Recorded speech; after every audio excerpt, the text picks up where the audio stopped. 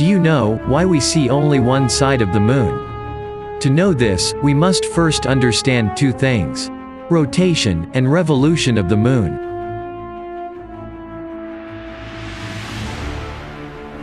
Rotation is the movement of the moon around its axis, and revolution is the movement of the moon around the Earth. Now, the unique characteristic of the moon is that it rotates once around its axis, in exactly the same time it revolves around the Earth.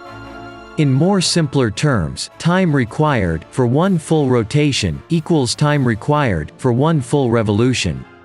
This type of rotation is known as synchronous rotation.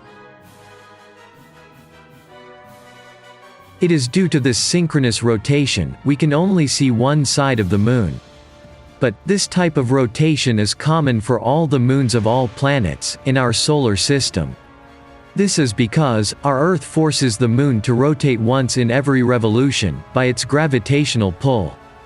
This gravitational force is also called tidal locking. As the Earth's gravitational force is applied on the moon, the center of gravity of the moon comes closer towards the Earth. Now, assuming that the moon is a perfect sphere, the center of mass of the moon will be at the center. We can draw a straight line from the center of mass of the moon through its center of gravity to the center of the Earth. This straight line is always kept constant by the gravitational pull of the Earth. If the moon tries to rotate slower or faster by breaking this line, the Earth's gravitational force will rectify the alignment by re-establishing the imaginary line.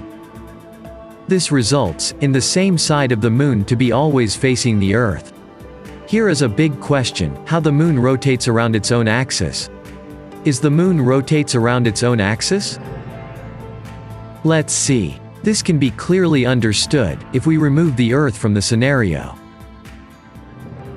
Here, we can see that the moon rotates exactly once along its axis while completing one revolution. Since we can always see one side of the moon, we call the other side the dark side of the moon.